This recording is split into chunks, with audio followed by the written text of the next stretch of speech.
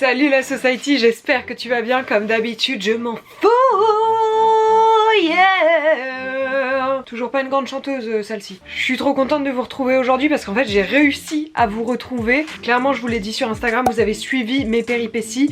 Mais cette semaine j'avais une étude de cas à rendre pour un entretien d'embauche. Et du coup j'étais pas sûre de sortir une vidéo aujourd'hui.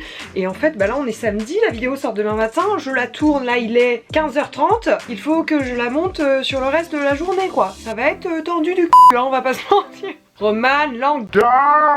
Anyway, on se retrouve aujourd'hui pour une vidéo que vous me demandez très souvent quand je vous pose des questions sur Instagram sur le type de contenu que vous voulez. Et c'est tout simplement la Fashion Week Spring Summer 2021. Fashion Week qui vient de se terminer dans des conditions très difficiles. Du coup aujourd'hui on va décrypter les tendances printemps-été 2021 et on va analyser un peu comment ça s'est passé dans cette période de crise. Si ça vous plaît je te laisse... Je ne parle pas français parfois, c'est quand même dingue de... Je sors des phrases, les mots ne vont pas ensemble, on dirait quelqu'un de saoul en soirée quoi. Si ça te plaît, je te laisse avec la suite.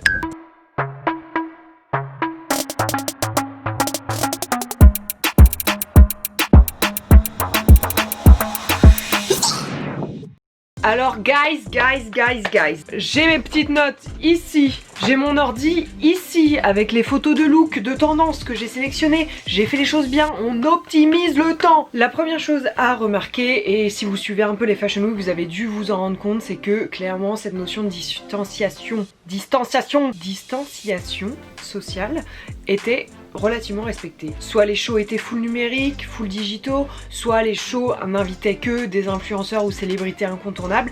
Mais globalement, j'ai retenu quand même 3 défilés qui avaient fait les choses vraiment bien en termes de show. On va parler d'abord de Louis Vuitton qui avait fait un truc incroyable dans la Samaritaine. Donc la Samaritaine c'est quand même un énorme commerce qui a été fermé il y a 15 ans me semble-t-il. On sait depuis quelques années que la Samaritaine est en reconstruction, qu'elle va bientôt ouvrir etc.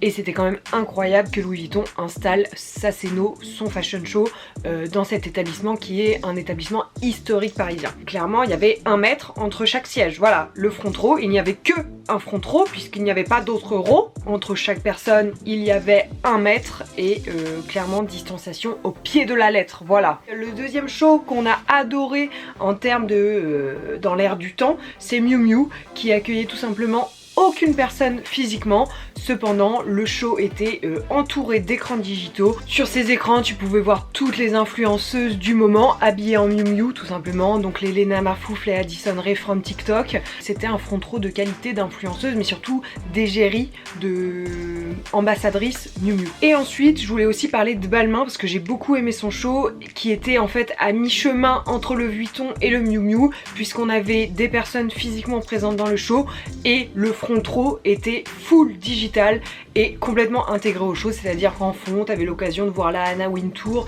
et tutti quanti. Bah vraiment le show était très beau et j'aime trop ce genre de show épuré, stylé et impactant. Voilà.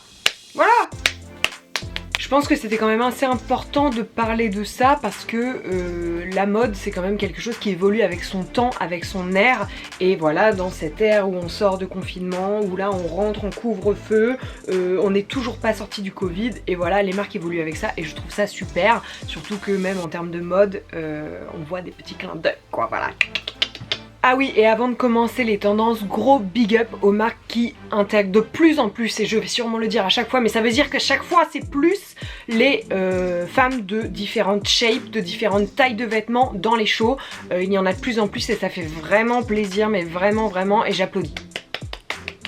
La première tendance dont on va parler, et ça clairement on est sur une tendance qui est cyclique, qui revient de temps en temps, c'est 80s Extravaganza. Je suis désolée de parler comme ça mais clairement je me suis tapé la dernière saison de RuPaul All Stars et là j'ai envie de chasser Away Everywhere, Don't Blame Me. Donc on est sur des immenses volumes, notamment au niveau des épaules. On est sur des accessoires statement qui font pas, qui font clic, qui font clac. On est sur de l'attitude next plus ultra, on est sur des choses voilà vraiment revival des années 80. On est sur des fronces, des bustiers, des one shoulder, des strass. Enfin clairement les années 80 à leur paroxysme quoi. On l'a vu chez Acne, on l'a vu chez Balmain, on l'a vu chez Schiaparelli. C'était présent sur énormément de shows et c'est une tendance qu'on adore. Voilà, on va pas se mentir hein. C'est cyclique, on adore l'année prochaine, les années 90, 70, 60, je ne sais pas, mais une autre décennie. La deuxième tendance déjà très présente cet automne-hiver, c'est la tendance du Bermuda. Cette saison, on va l'avoir en laine ou en cycliste. La saison prochaine, printemps-été 2021, on va tout simplement l'avoir en version lin, petit empiècement dentelle, version près du corps, version large du corps, ça ne se dit pas du tout, mais vous avez bien compris. On l'a vu chez Ami, on l'a vu chez Cochet, on l'a vu chez Balmain, on l'a vu même chez Chanel. Clairement, on l'a vu everywhere. Mais pour qui me prend jeu? Pour qui me prend jeu? Ensuite, une tendance qui émerge déjà cette saison mais que l'on va retrouver énormément sur l'été prochain, c'est la tendance du col XXL, un peu col pelle à tarte. On l'a vu chez Chanel, on l'a vu chez Miu Miu, on l'a vu chez Chloé. On est clairement sur de la chemise avec des cols de plus en plus larges. On le sentait un petit peu arriver. Le col était dans l'air, là où avant tu avais tendance à glisser le col sous la veste, et bah là le col il sort, il est extravagant, il est opulent. La quatrième, et c'est un petit peu ce que je vous disais au début de vidéo, ça va être la tendance en fait liée au confinement, au Covid et à tout ce qui va être lié au confort d'être chez soi, chez soi. On l'a vu chez Dior en version pyjama, petit peignoir revisité, version stylée. On l'a vu chez Valentino en mode j'ai piqué la chemise de mon mec, elle est oversize mais vraiment je suis trop stylée. On l'a vu chez Chloé en mode je suis chez moi, je m'habille avec les premières choses qui me viennent mais finalement je suis carrément stylée. On l'a vu chez Chanel en version peignoir. Ouh, je suis à l'hôtel mais en fait je suis chez moi mais mon peignoir est un Chanel.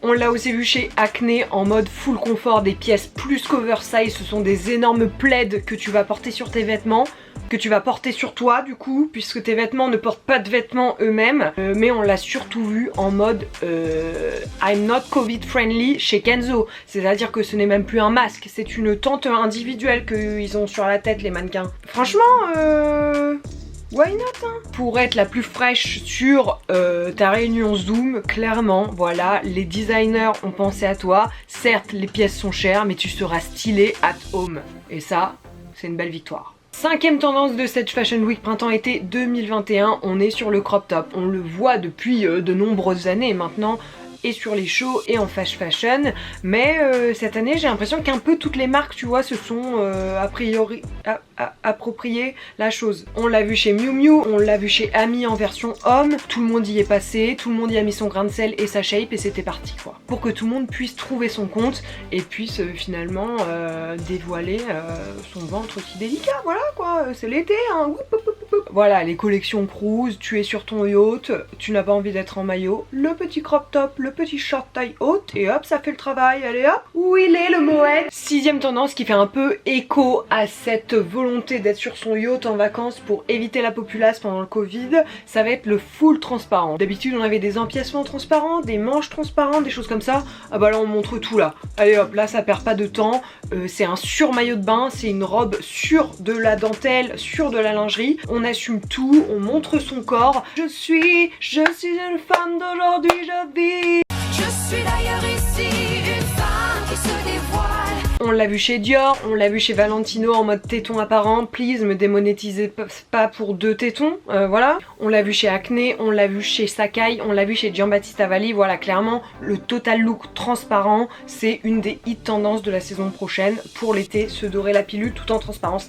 Tic tic tic tic tic tic tic. La tendance suivante ça va être la tendance heavy metal, c'est-à-dire que toutes les déclinaisons de matière métallique sont présentes avec Paco Rabanne évidemment en tête de proue. Si vous regardez ne serait-ce qu'une série ou un show en lien avec la mode, vous avez forcément un moment une petite Paco Rabanne brillant de mille feux, voilà, en métal, matière très lourde en général. Chez Balmain on va l'avoir en strass un petit peu partout, chez Miu Miu on va l'avoir en argenté version outfit métallique, chez Acne Studio on va l'avoir en mode papier aluminium mais tu vois un petit peu comment on dit réfléchissant. Chez Paco Rabanne où on va avoir comme d'hab ces matières métalliques très très lourdes de la tête aux pieds, mais également en strass un petit peu disco, CF, la tendance 80s. Chez Louis Vuitton pareil on va l'avoir en énorme glitter mais aussi en plus petit glitter. Il y en a pour tous les goûts, il y en a partout et on adore hein, vraiment. Ensuite, chaque printemps-été, on a le droit à notre petite perforation, ou plutôt comment dire, pièces ajourées. Voilà, cette année les pièces sont ajourées au niveau des hanches, de la taille. Voilà, on est sur des hip cutouts comme diraient nos amis les américains. Cette tendance on l'a vu dans énormément de défilés, notamment Miu Miu, Coché, Kenzo. Enfin vraiment on a vu qu'il y avait une tendance autour de ça. Les gens avaient besoin de vêtements ajourés au niveau de la taille. Pourquoi ?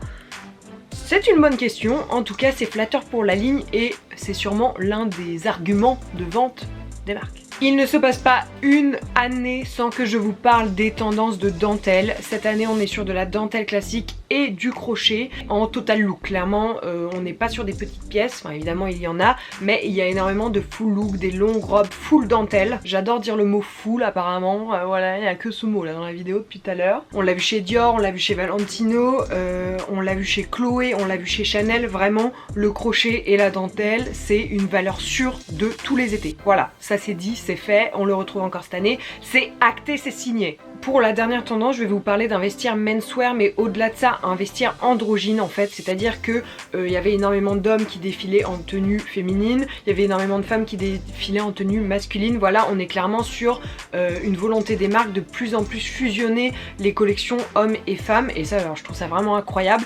Les marques avaient énormément cette année embauché sur leur show des mannequins androgynes, et ça je trouve ça vraiment incroyable. On va l'avoir en version cravate chez Coché, on va l'avoir en mode office wear chez Louis Vuitton.